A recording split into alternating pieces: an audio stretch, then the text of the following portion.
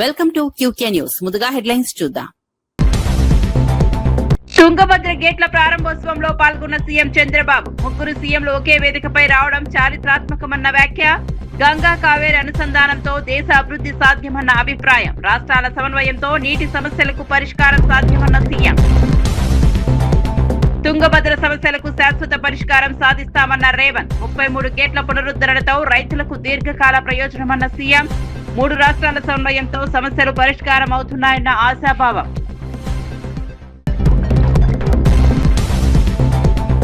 సాయి కృష్ణ కేసులో సిబిఐ దర్యాప్తు కోరిన అమర్నాథ్. కస్టడీ మరణాన్ని కులాంశంగా చూడొద్దన్న మాజీ మంత్రి. ఫిర్యాదు చేసిన అధికారులు స్పందించలేదని ప్రశ్నించిన నేత. బాధ్యులపై కఠిన చర్యలు తీసుకోవాలని డిమాండ్. తెలంగాణ నీటి హక్కులను కాపాడాలని కవిత డిమాండ్. కర్ణాటకలో తెలంగాణ ప్రయోజనాలపై బలంగా మాట్లాడాలన్న సూచన. తుంగభద్ర ఆర్టీఎస్ వాటాలపై స్పష్టత తీసుకురావాలన్న డిమాండ్. రాష్ట్ర హక్కుల విషయంలో రాజీ పడొద్దన్న బీఆర్ఎస్ నేత. బీసీల సాధికారికతకు బీజేపీ కట్టుబడి ఉందన్న రామచంద్రరావు. మోదీ పాలనలో బీసీలకు అనేక సంక్షేమ కార్యక్రమాలు అమలన్న నేత. సామాజిక ఆర్థిక అభివృద్ధి పార్టీ ప్రధాన లక్ష్యమన్న వ్యాఖ్య. బీసీ వర్గాల అభ్యున్నతికి కేంద్రం కృషి చేస్తోందన్న రామచంద్రరావు. వివరాల్లోకి వెళ్తే కర్ణాటకలోని హోస్పేటలో తుంగభద్ర ప్రాజెక్టు కొత్త గేట్ల ప్రారంభోత్సవ కార్యక్రమంలో ముఖ్యమంత్రి చంద్రబాబు నాయుడు పాల్గొన్నారు. ముగ్గురు ముఖ్యమంత్రులు ఒకే వేదికపై కలవడం సమైక్య స్ఫూర్తికి నిదర్శనమని పేర్కొన్నారు. దేశ అభివృద్ధికి జలవనరుల సమర్థ వినియోగం అత్యంత కీలకమన్నారు. గంగా కావేరీ నదులను అనుసంధానం చేయగలిగితేనే భారతదేశ అభివృద్ధిని ఎవరూ ఆపలేరని అభిప్రాయపడ్డారు. రాష్ట్రాల మధ్య సమన్వయం సహకారంతో నీటి సమస్యలకు శాశ్వత పరిష్కారాలు సాధ్యమవుతాయని చెప్పారు. తుంగభద్ర ప్రాజెక్టు రైతులకు ఎంతో మేలు చేస్తుందని పేర్కొన్నారు. ఎంతో స్వచ్ఛంగా తీయంగా అమృతంగా తుంగా నది ఉంటే బపుణ్య స్థానానికి అంటే బహుపుణ్యాలకి గంగ గొప్పదని అర్థం. తుంగ భద్ర విడివిడిగా జన్మించిన 2 నదుల కలయిక తుంగభద్రగా మారి 3 రాష్ట్రాల్లో లక్షల మందికి జీవనోపాధి కల్పిస్తున్నాయంటే ఇది మన అదృష్టం అని చెప్పి కూడా నేను మీకు తెలియజేస్తున్నా. అలాంటి డ్యాముకి 19వ గేటు కొట్టుకొని పోతే ఇమ్మీడియట్గా ఆంధ్ర నుంచి మేము స్పందించడం. ఈనాటి ముఖ్యమంత్రి ఆనాడు ఇరిగేషన్ మంత్రిగా ఉండి చాలా చొరవ తీసుకుని ఇమ్మీడియట్గా స్పందించారు. వారిని మనస్ఫూర్తిగా అభినందిస్తున్నాను. ఇది 70 సంవత్సరాలు చరిత్ర కలిగిన ఒక ప్రాజెక్టు. ఈరోజు ఆ గేట్లు మార్చాం. ఈరోజు మనందరం గుర్తుపెట్టుకోవాల్సింది ప్రాజెక్టులంటే ఆధునిక దేవాలయాలు. వాటిని మనం పరిరక్షించుకోవాలి. అప్పుడే భవిష్యత్తు ఉంటుంది.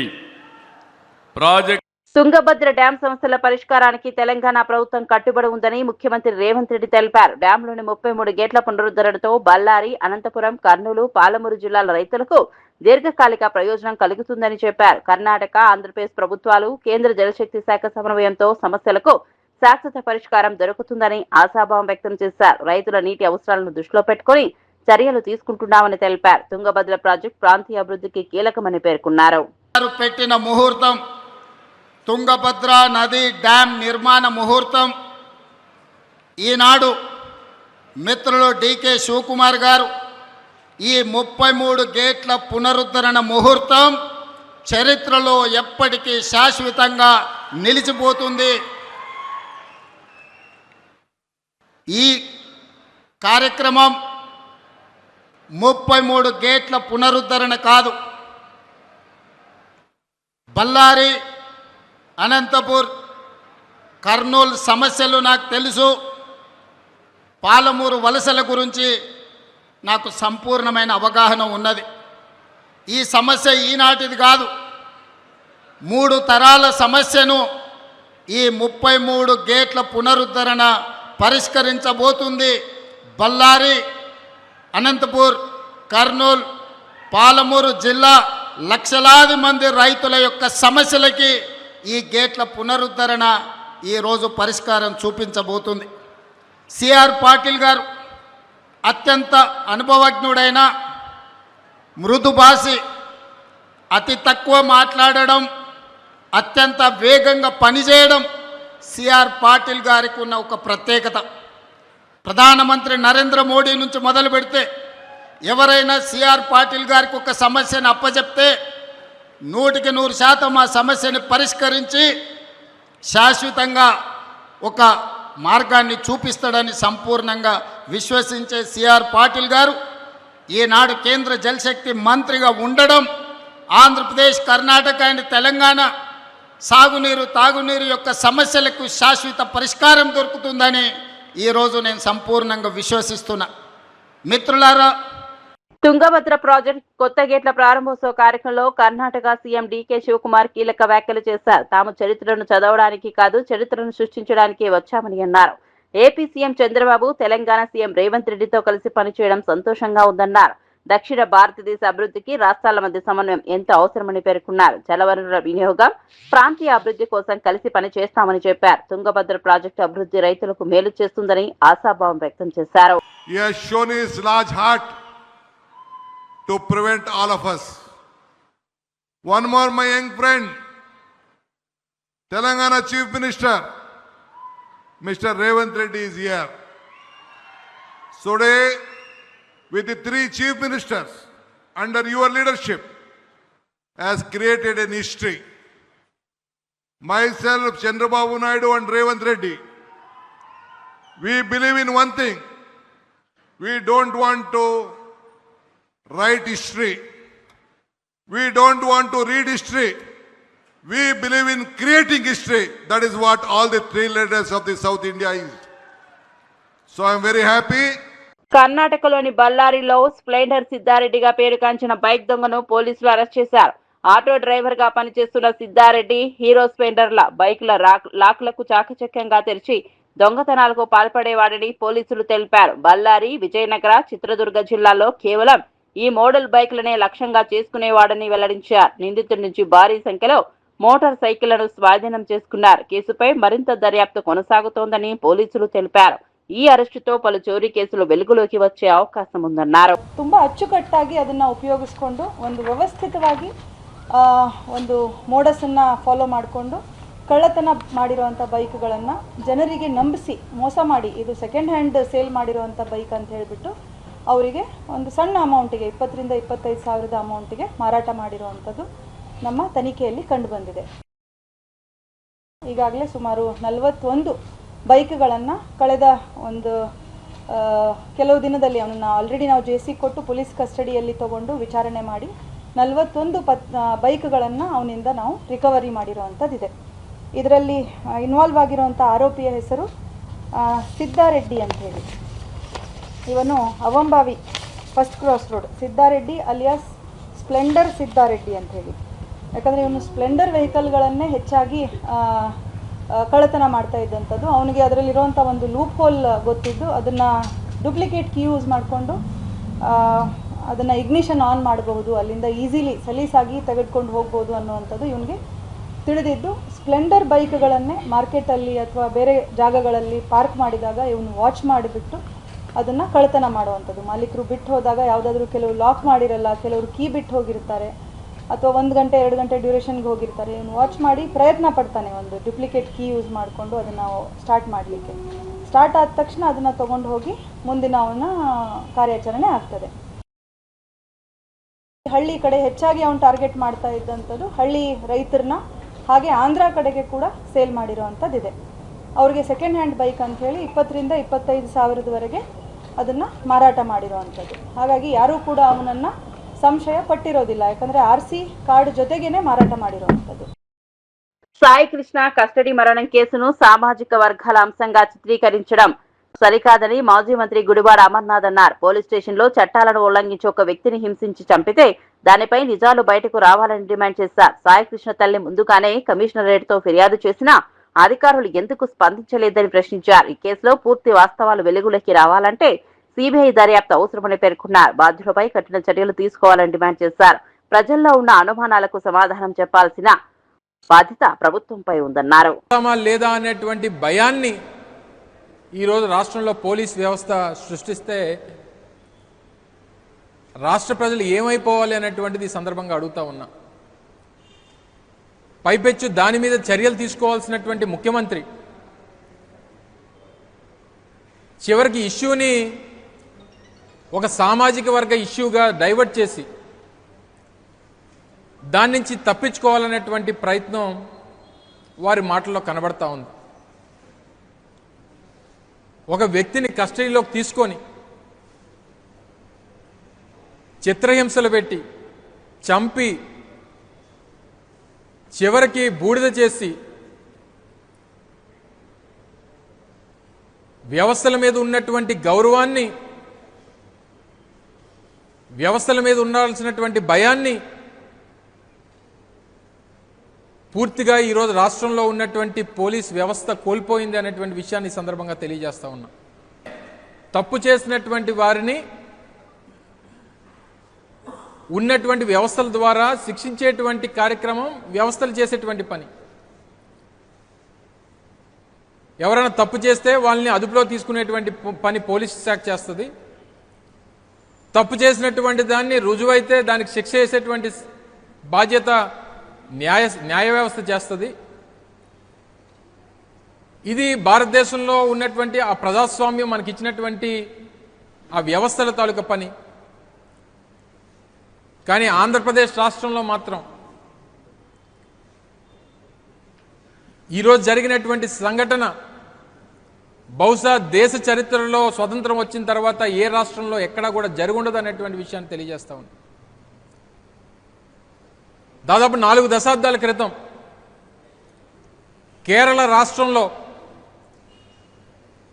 సీనియర్ ముఖ్యమంత్రిగా పనిచేసినటువంటి కరుణాకరన్ గారు వారి హయాంలో ఒక వ్యక్తి ఈ రకంగానే కస్టడీ నుంచి మిస్ అయిపోతే చివరికి అప్పటి ముఖ్యమంత్రిగా ఉన్నటువంటి కరుణాకరన్ గారు గద్దె దిగిపోవాల్సినటువంటి పరిస్థితి వచ్చినటువంటి సందర్భాన్ని గుర్తు చేస్తా ఉన్నా. కేవలం కనిపించకపోతే, కానీ ఈరోజు కనిపించినటువంటి ఆ వ్యక్తిని కస్టడీలోకి తీసుకొని వచ్చి చంపి బూడిద చేసినా సరే ముఖ్యమంత్రి దానికి కులం రంగుని ఆపాదించి తద్వారా రాజకీయం చేయాలి, తనతో పాటు ఉన్నటువంటి రాజకీయ పార్టీల్ని ఆ రంగంలోకి దించి సబ్జెక్ట్ అంతటిని కూడా డీవియేట్ చేసేటువంటి కార్యక్రమం. జూబ్లీ హిల్స్ డీసీపీ రమణారెడ్డి ఆధ్వర్యంలో ఎస్ఆర్ నగర్ పోలీస్ స్టేషన్ పరిధిలో విద్యార్థులకు డ్రగ్స్ అవగాహన కార్యక్రమం నిర్వహించారు. యువత డ్రగ్స్ బారిన పడకుండా చైతన్యం కల్పించడమే లక్ష్యమని డీసీపీ తెలిపారు. సుమారు 300 మంది విద్యార్థులు ఈ కార్యక్రమంలో పాల్గొన్నారు. డ్రగ్స్ వాడకం వల్ల వ్యక్తిగత జీవితం, కుటుంబం, ఆరోగ్యంపై కలిగే దుష్పరిణామాలను వివరించారు. డ్రగ్స్ కు బానిసైన వారికి కౌన్సిలింగ్ అందిస్తున్నామని చెప్పారు. డ్రగ్స్ విక్రయించే వారిపై కఠిన చట్టపరమైన చర్యలు తీసుకుంటామని హెచ్చరించారు. యువత మత్తు పదార్థాలకు దూరంగా ఉండాలని సూచించారు. సాధించాలి కానీ గంజాయి, డ్రగ్స్ వీటి అవసరం కూడా లేదు. ఈవెన్ మందు, గంజాయి, సిగరెట్, తంబాకు ఇవన్నీ కూడా ఏవి కూడా దూరం ఉండాలి. ఆరోగ్యకరమైన భారతదేశం అనేది ఇంపార్టెంట్, ఆరోగ్యకరమైన తెలంగాణ అనేది ఇంపార్టెంట్. దానిలో భాగంగా ఈ ఇంటర్నేషనల్ యాంటీ డ్రగ్ డే సందర్భంగా ఈ ప్రోగ్రామ్ ఏర్పాటు చేశాం. దీనిలో నాకు ఈ అవకాశం ఇచ్చినందుకు థ్యాంక్ యూ. వేదికను అలంకరించిన DCP Jubilee Hills zone Ramanareddy sir గారికి, అడిషనల్ డీసీపీ శ్రీకాంత్ సార్ గారికి, ఏసీపీ ఎస్ఆర్ నగర్ సార్ గారికి, SHO SR Nagar, DASR Nagar మరియు మా సిబ్బంది, ఇక్కడ వచ్చిన ఈ కార్యక్రమానికి చేసిన స్టూడెంట్స్ అందరూ కూడా నా నమస్కారాలు. ఈ 1 వీక్ నుంచి ఇవి డ్రగ్స్ అవేర్నెస్ ప్రోగ్రామ్ జరుగుతున్నాయి. డ్రగ్స్ రహిత సమాజాన్ని సాధించాలని లక్ష్యంతో ప్రభుత్వం ఈ కార్యక్రమాన్ని తీసుకురావడం జరిగింది. హైదరాబాద్ సిటీలో కమిషనర్ సజ్జనాథ్ సార్ గారి ఆధ్వర్యంలో ఈ ప్రోగ్రామ్ ప్రతి పోలీస్ స్టేషన్లో, ప్రతి కాలేజీ, స్కూల్ స్థాయి వరకు వెళ్ళి అవేర్నెస్ కల్పించమని ఈ ప్రోగ్రామ్స్ కండక్ట్ చేస్తున్నాం. మొదట ఈ స్టూడెంట్స్ లెవెల్లోనే ఈ డ్రగ్స్ మొదట అవార్డు అవుతున్నాయి. మొదట ఈ సిగరెట్లు, ఈ ఇంటర్ డిగ్రీ స్టేజ్లో ఫస్ట్ ఈ సిగరెట్లు కానీ స్టార్ట్ అయ్యి తర్వాత సిగరెట్లకి వెళ్ళి దాని తర్వాత నెక్స్ట్ లెవెల్ సిగరెట్ నుంచి గంజా లెవెల్ వరకు వెళ్తా ఉన్నాం. ఈ వెస్ట్రన్ కల్చర్కి అలవాటు పడడం, ఈ సెల్ ఫోన్ల ద్వారా మనం బ్యాడ్ హ్యాబిట్స్ అన్నిటికీ కూడా అలవాటు పడడం జరుగుతుంది. కాబట్టి ఈ సెల్ ఫోన్లని ఎంతవరకు అవసరమో అంతవరకు దీన్ని ఉపయోగించండి. చెడువైపు సెల్ ఫోన్ ద్వారా మనం చెడువైపు ప్రయాణించే మార్గాలు ఉంటే వాటిని మనం ఆపుకోవాలి.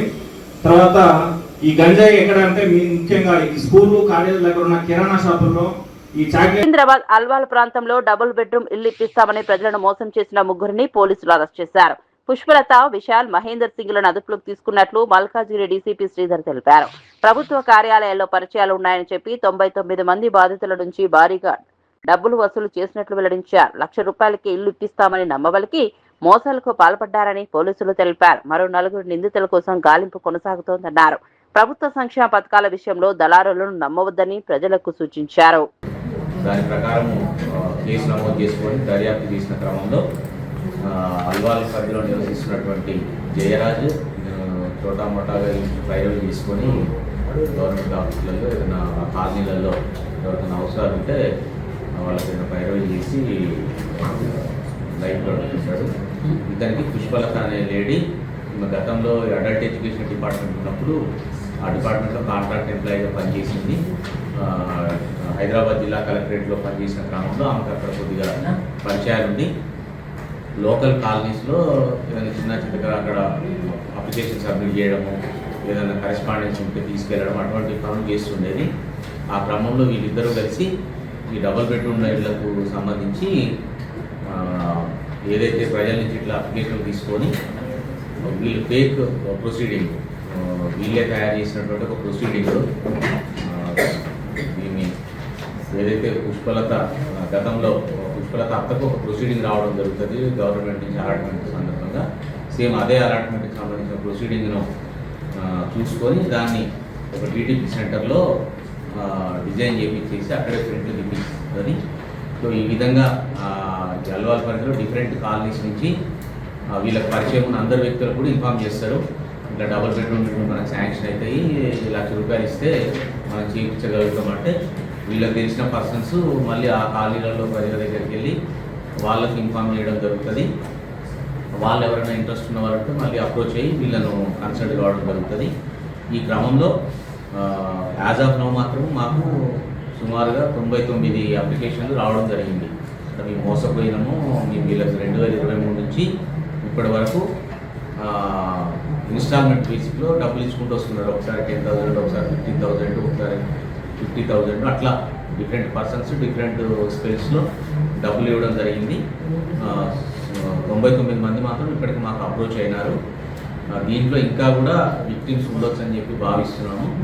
వాళ్ళ గురించి కూడా మనము మీడియా ద్వారా విజ్ఞప్తి చేస్తున్నాము. ఎవరైనా వీళ్ళ ద్వారా మోసపోయినట్లయితే ఆంధ్రప్రదేశ్ ఉప ముఖ్యమంత్రి పవన్ కళ్యాణ్ ముఖ్యమంత్రిని చేయాలని వైసీపీ మాజీ ఎమ్మెల్యేలు డిమాండ్ చేశారు. పవన్ కళ్యాణ్ పై కూటమి నేతలకు నిజంగా ప్రేమ ఉంటే సీఎం పదవి ఇవ్వాలని సవాల్ విసిరారు. ప్రస్తుతం కూటమి ప్రభుత్వంలో పవన్ ను కీలుబొమ్మలా ఉపయోగిస్తున్నారని విమర్శించారు.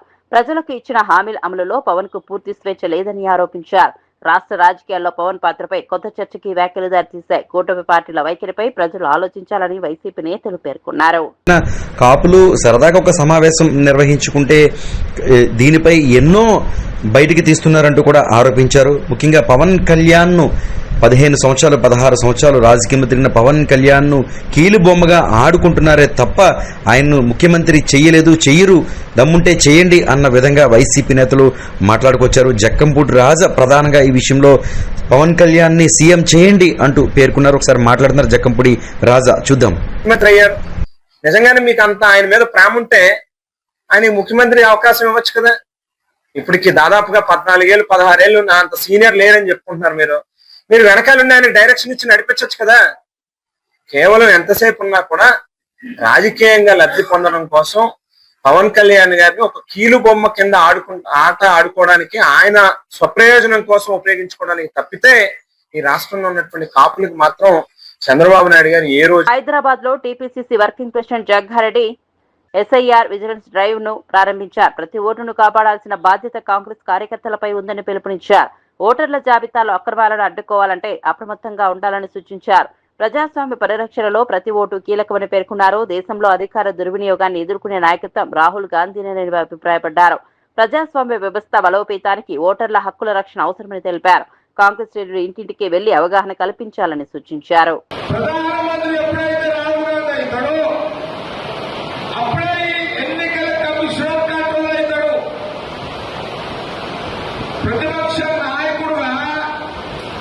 ఇప్పుడు రాహుల్ గాంధీ గారు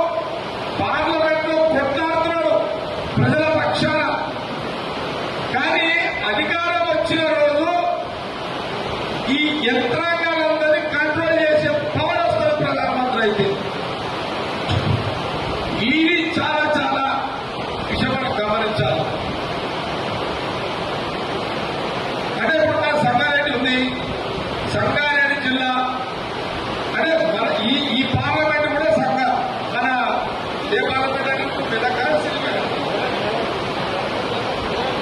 ఈ మెదక్ పార్లమెంట్ కాంగ్రెస్ చెప్పి గెలవాలి.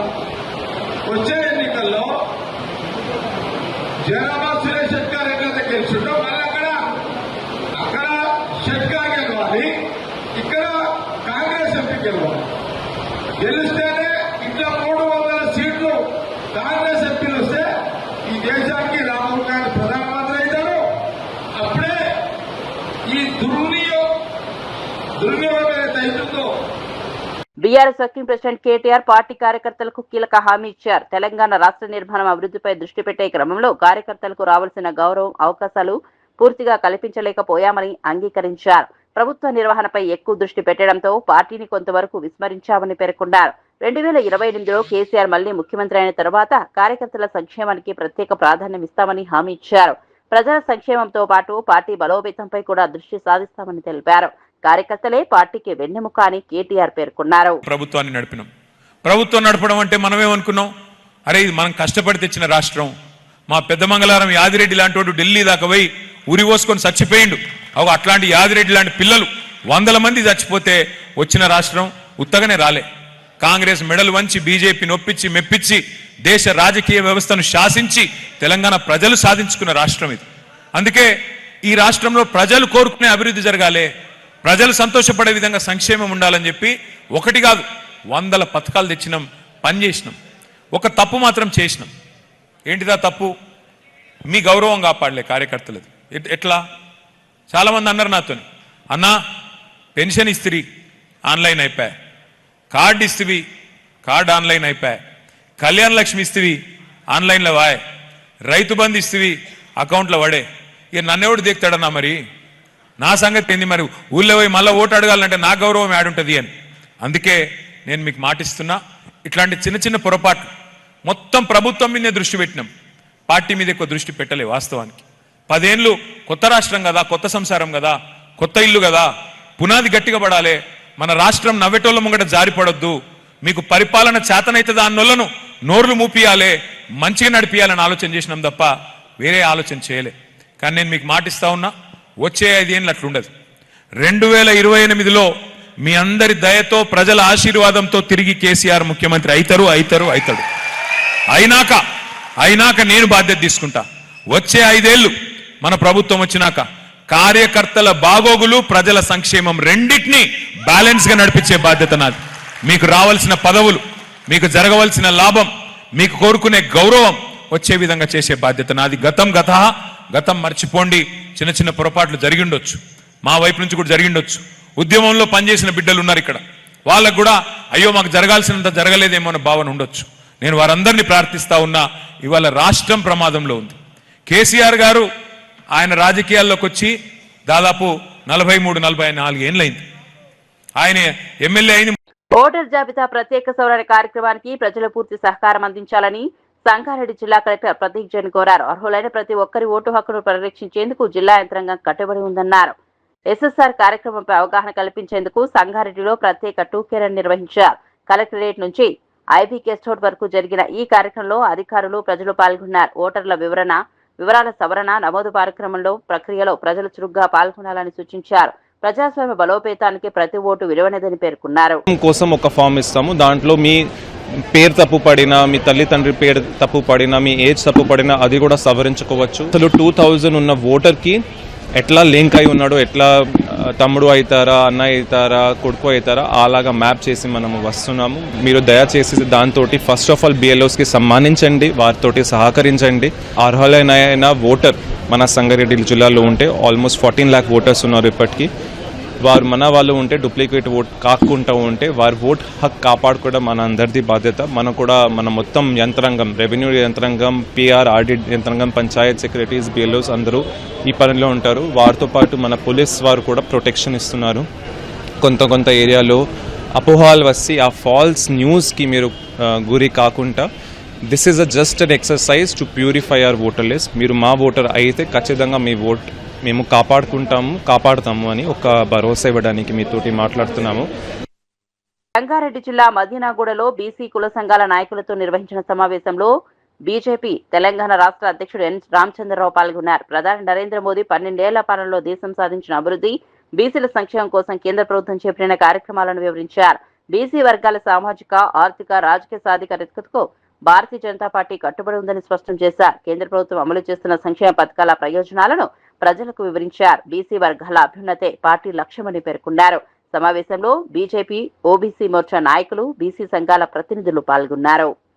నరేంద్ర మోదీ గారు ఇవన్నీ కూడా రేపు ప్రజలకు తెలియాల్సిన అవసరం ఉంది. నేను కోరుతా ఉన్నాను, నరేంద్ర మోదీ గారు చేసినటువంటి యొక్క పనులన్నీ కూడా ప్రజల దాకా వెళ్ళాలి. త్వరలోనే హైదరాబాద్, మల్కాజ్గిరి, సైబరాబాద్ కార్పొరేషన్ ఎలక్షన్ రాబోతా ఉన్నాయి.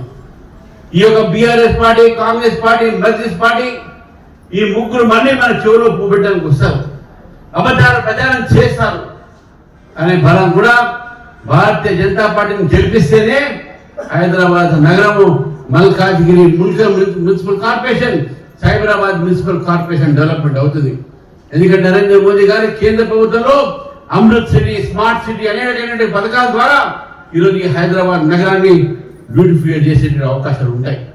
కాబట్టి మీ అందరూ కోరుతా ఉన్నాను, మీ అందరూ కూడా రానున్నటువంటి జిహెచ్ఎంసీ ఎన్నికల్లో భారతీయ జనతా పార్టీకి అవకాశం ఇచ్చి ఈ 3 కార్పొరేషన్లు కూడా భారతీయ జనతా పార్టీ మేయర్లను మీరు తయారు చేయండి. తప్పకుండా నాకు నమ్మకం ఉన్నది, రేపు రాబోయేటటువంటి 2028లో కూడా తెలంగాణలో భారతీయ జనతా పార్టీ ప్రభుత్వం అధికారంలో వస్తుంది. ఈ రాష్ట్రంలో ఉన్నటువంటి ఒక ఓబీసీ వర్గం కూడా భారతీయ జనతా పార్టీకి పూర్తిగా మద్దతు తెలుపుతుందని తెలపాలని చెప్పి మనం కోరుతూ ఈ అవకాశం ఇచ్చిన మిత్రులకు ధన్యవాదాలు. అన్యాయం జరుగుతుంది సార్. మన కేంద్రంలో మన ప్రభుత్వం ఉంది కాబట్టి మన అన్ని ఆఫీసులలో గెలిచేటప్పుడు జరగాలి. ఈ విషయంలో అందరికీ బలాలు అందాలి. నాయ బ్రాహ్మణ సంఘం మేజర్ సంఘం ఒకరి తర్వాత మీడియా కుర్మ సంఘం మదీనాగూడ.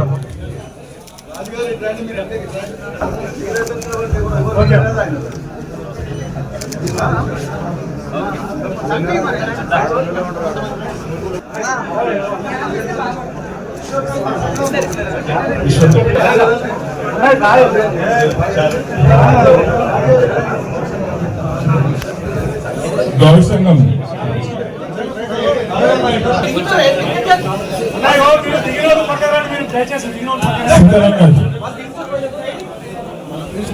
Shawl shawl